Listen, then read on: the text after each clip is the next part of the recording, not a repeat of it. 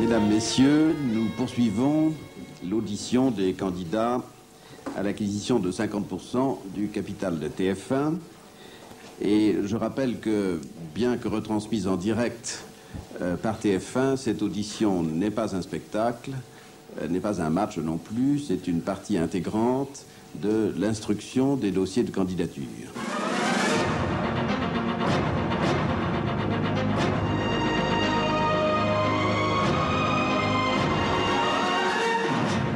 Vous allez le voir, tous nos invités vivent une situation difficile, rencontrent des obstacles, mais pourtant, tous ont décidé d'aller au bout de leur combat, de tenir leurs promesses. Monsieur le Président, Mesdames et Messieurs les conseillers, permettez-moi tout d'abord de vous remercier de nous avoir fait l'honneur de nous inviter aujourd'hui, mes partenaires et moi-même, pour vous présenter, ainsi qu'aux téléspectateurs, notre projet de reprise de TF1.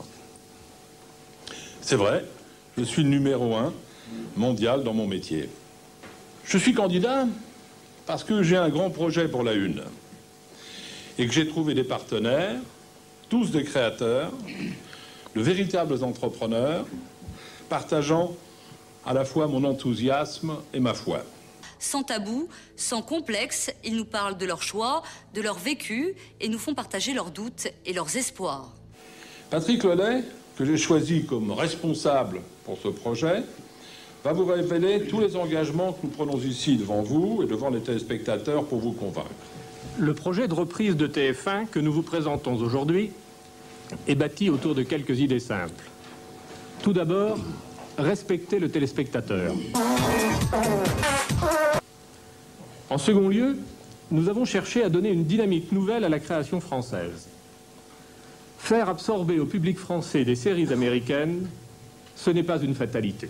Je ne mens pas, Suzanne, alors ne me traite plus de menteur. Tu crois? Je crois que le fonds de commerce, la réputation d'une chaîne, elle est faite bien sûr de son audience, elle est faite aussi de sa réputation. Et une chaîne de télévision qui prétend être la première en France ne peut pas le rester uniquement sur la diffusion des programmes les plus simples à absorber. Look at this.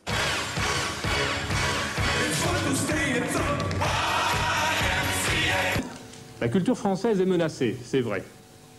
Mais la culture française doit résister. Parce que la culture, elle exprime le besoin et le plaisir de vivre ensemble. Tu me dégoûtes, tu me dégoûtes. Parce que la culture exprime une vraie communauté de mémoire, une vraie communauté de projets. Quand on est la grande chaîne de télévision qu'est la Une, il faut de temps en temps savoir oublier l'audimat. Parce que montrer ton cul, c'est pas se faire remarquer. En ce qui concerne notre volonté de réserver une place importante aux événements culturels de haut niveau, elle est indiscutable. On doit pouvoir traiter l'année Ravel, Des grands événements d'opéra, des retransmissions du Festival d'Orange ou du Festival d'Aix, l'anniversaire d'Olivier Messiaen, le vaisseau fantôme, la flûte enchantée, Beyrouth, chorégraphie d'Orange. Il forme avec ses copains le premier groupe d'hommes majorettes. Nous serons une chaîne de culture et nous avons l'ambition d'imposer notre marque de ce point de vue-là. Je voudrais quand même préciser à propos des documentaires,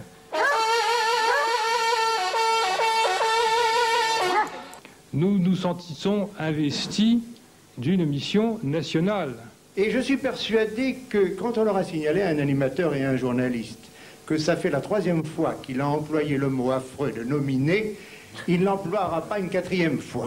S'il est nominé, il fera partie des nominés. Et surtout pour nos 3 nominés. De la part des 3 nominés cette fois-ci. C'est la 2e nominée. Ceux qui ne sont pas nominés, nos 3 nominés, c'est le dernier nominé. Et nous avons des nominés de qualité, je le répète. Voilà, exactement. Alors voilà quel sera le rôle du Conseil de la langue française et de ses assistants. Il y a plein de choses que j'ai pas compris. Les femmes, nous les connaissons bien et depuis longtemps. Nous avons suivi leur évolution, leurs préoccupations et nous savons ce qui les passionne. Un escabeau idéal pour madame lors des grands nettoyages de la maison. On pourra peut-être imaginer des émissions encore plus spécifiques pour elle. et notamment dans le domaine culturel, parce que ce sont les femmes qui, avec leurs enfants, ouvrent la cellule familiale à la culture. Le corset fait partie de ma vie et je me sens très féminine comme ça. Alors aujourd'hui, si j'ai rejoint Francis Bouygues, c'est pour lui rappeler de temps en temps. Je voudrais dire un mot pour conclure en ce qui nous concerne, Monsieur le Président. Nous aimons TF1. C'est fait maintenant, car c'est une télévision qui gagne. Avec nous, c'est promis, TF1 sera demain une télévision plus créative, une télévision encore plus dynamique, une télévision qui gagnera en France et dans le monde. Alors, nous vous demandons, Monsieur le Président, Mesdames, Messieurs les conseillers, de nous faire confiance.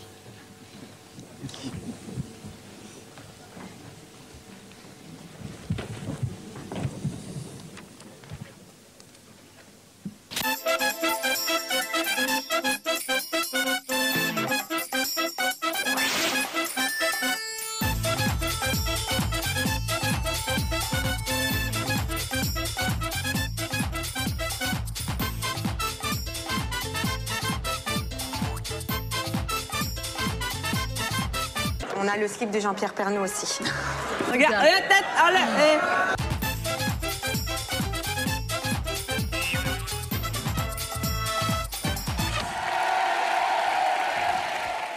On ne fait pas n'importe quoi avec l'homme qui n'est pas une marchandise comme les autres.